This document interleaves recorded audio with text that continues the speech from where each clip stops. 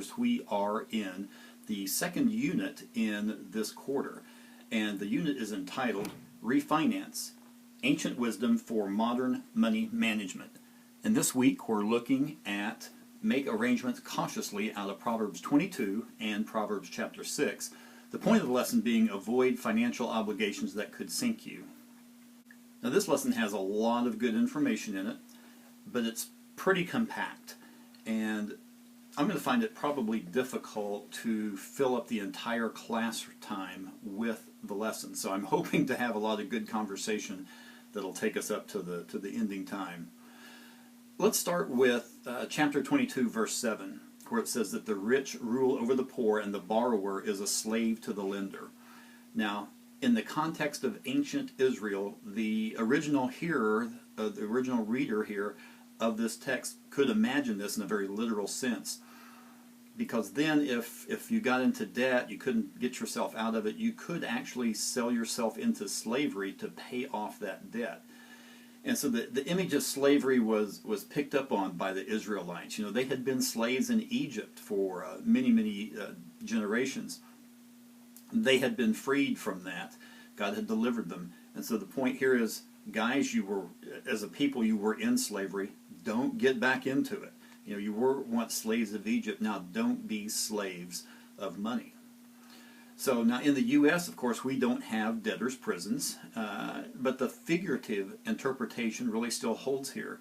We can see from the statistics that are found both in the Leader Guide and the Learner Guides that credit card debt, student loan debt, just consumer debt is outstanding. The dollar amounts are staggering how much the average person has in debt. Now also, the term, when you think about the borrower being a slave to the lender, it's the lender that sets those terms of repayment, the interest rate, the terms of the note. That's all set. You know, it's not set by the borrower, it's set by the lender. The lender sets the rules, and therefore he's the master to us slaved, debted people. Now, if you were to want to have some fun with your class, depending on your class and how well you know them, and you know if they get embarrassed easily or not, you might ask them this question: where is it found in the Bible? What's the Bible reference verse that says neither a borrower nor a lender be? Now people may start looking in the back of their Bibles and maybe on their phones and Googling, and they're going to quickly find out that it's not in the Bible. That's actually from Shakespeare's play Hamlet. Now let's look at our text in chapter 6. This is where it talks about the importance of not pledging security for another. And if you do, to try to get out of that as quickly as possible. Now, in today's culture, we're looking here at co-signing a note, being a guarantor for a note, putting up collateral for somebody else. And the picture that's painted in verses 2 and verses 5 is a hunter and a trapped animal. And so we want to avoid that as much as possible.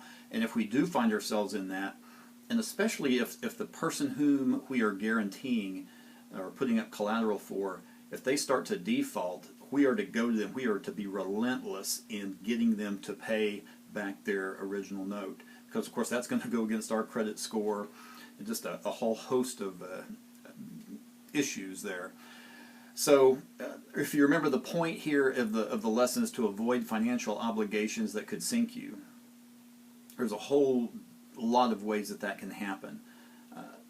Just dumb purchases. Purchases that are just made on a whim, that you really don't think about, you don't look at all the facts, you don't pray about. Let me tell you a quick story.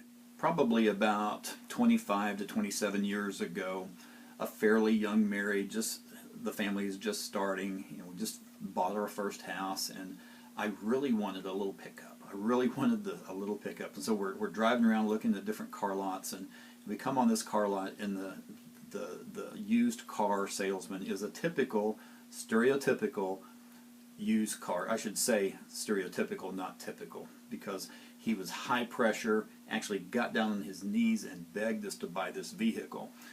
I'm young, naive, and I'm just dumb when it comes to purchasing vehicles. And so I really like this, and it was a Datsun pickup, so that tells you how old or how long ago it was. Really loved this little red Datsun pickup. And so this was in the winter, We bought it and took it home, and things were fine for a few months. And then as winter passed into spring, I got the truck out into the driveway, and it was a nice warm day, and was washing the truck because it had been 2 or 3 months since it had a good washing. And as I washed the pickup, the driveway, it was on the incline, the driveway going down had a little pink trail of water going down. What I later learned is that car dealer would go up north, buy cars that were rusted out, bring them down, put a paint job on them, sell them to suckers like me. So I learned my lesson there about car buying. So just dumb purchases, that can put us in some financial obligations that could sink us. There's irresponsible spending, what's mentioned here in the text, co-signing a note, and just living in debt that so many people do. See, God wants us to have margin in our lives. Of course, He gave us the Sabbath to give our bodies that margin, but He also wants us to have financial margin, because without margin, there's no room for error. I want you to look at these two pictures that I've taken of a couple of pieces of paper. One has a Sunday school lesson on it that has no margin at all. The other is a Sunday school lesson that has some margin. And of course, you see which one is easier to read. And if I wanted to add something, it's harder to do that to the one on the left, isn't it? Because there's no margin. The one on the right, if I want to add something or take something away, it's very easy to do.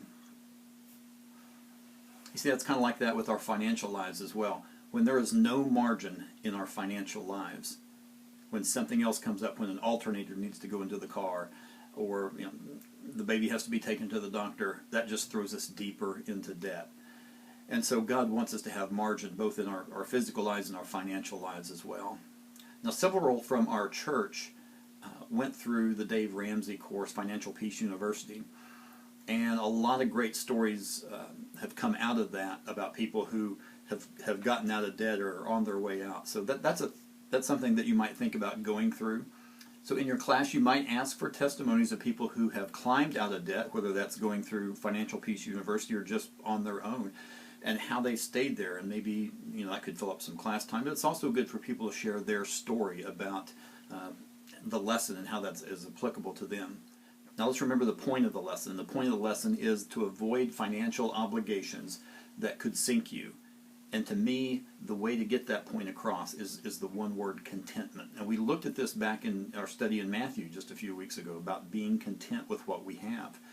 When we're not content, when we desire, when we covet more than we need, that's when we start that spiral of debt.